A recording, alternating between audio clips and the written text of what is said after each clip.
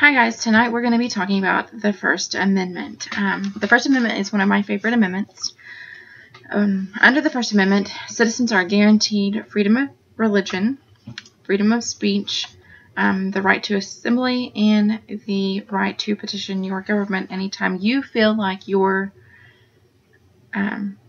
grievances need to be redressed.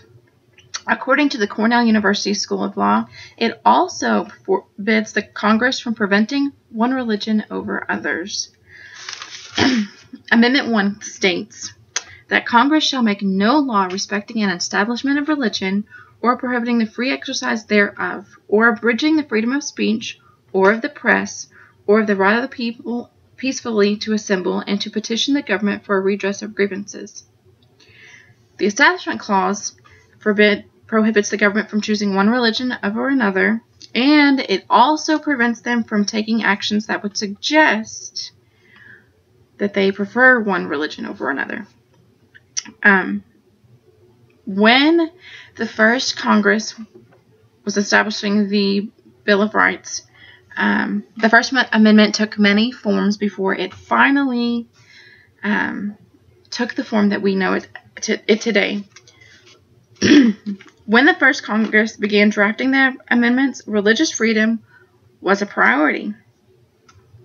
The First Amendment and the Establishment Clause drew from the Virginia Convention dated June 27, 1788, that reads, "All men have an equal, natural, and unalienable right to the free exercise of religion according to the dictates of conscience, and that no particular religious sect or society ought to be favored or established by law in preference to others."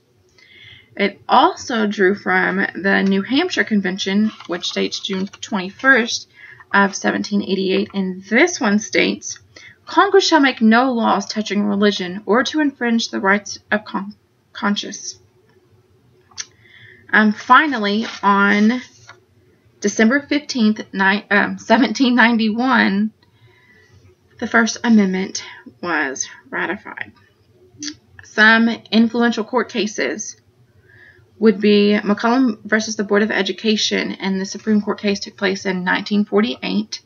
This is where we're actually going to get, you're going to see the separation of church and state in education. So let me give you some background information. The Champaign's public school district offered religious classes to give students a better moral foundation.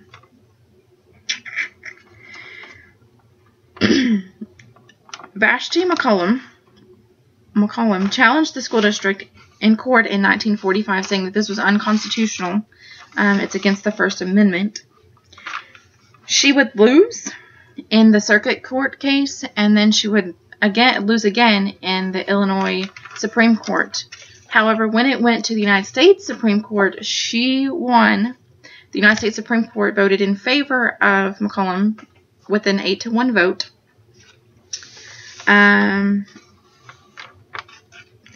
Ken Paulson, who is the president of the First Amendment Center, quoted Justice Hugo Black as saying, "The First Amendment rests upon the premise that both religion and government can best work to achieve their lofty aims of each, if each is left free from the other within its respective sphere."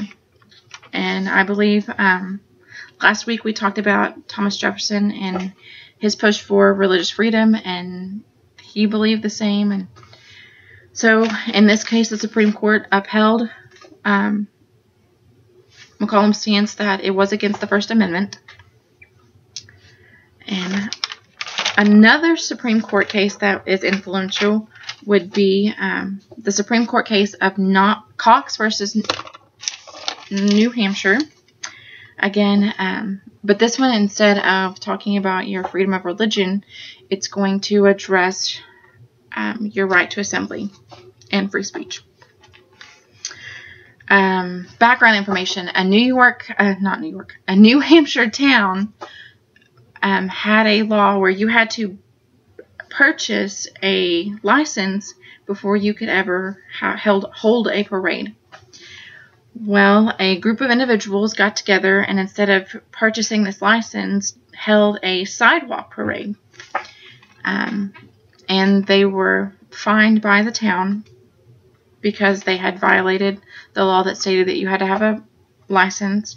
Well, this group of individuals felt like their First Amendment rights were being violated, specifically their First Amendment rights of freedom of speech, because this group of individuals happened to be Jehovah's Witnesses, and their freedom of assembly. The Supreme Court would rule against this group of individuals with a 9-0 vote, so it was unanimous.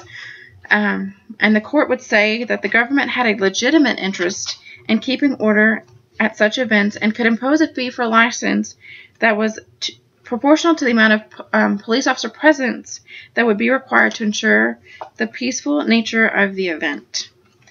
And that makes sense because, we know that we have the right to freedom of assembly, but we also need to make sure that our assemblies are peaceful, and sometimes we need police officers to come in and make sure that happens. Some influence that it has today, taking light with things that happened earlier this year, especially with the riots in Boston. I think, we do have the right to, of course we have the right to a peaceful assembly, but when it no longer becomes a peaceful assembly, but becomes a riot, it's no longer protected under your First Amendment rights. You no longer have those rights. When your rights violate someone else's rights, you no longer have that right. So it does still have precedence today when we do get together to peacefully protest things that are going on that we disagree with. We do need to keep in mind that as long as they remain peaceful and we do follow our town's laws and our state laws and our federal laws in those processes, our rights are still protected. Thanks, guys. Have a good evening.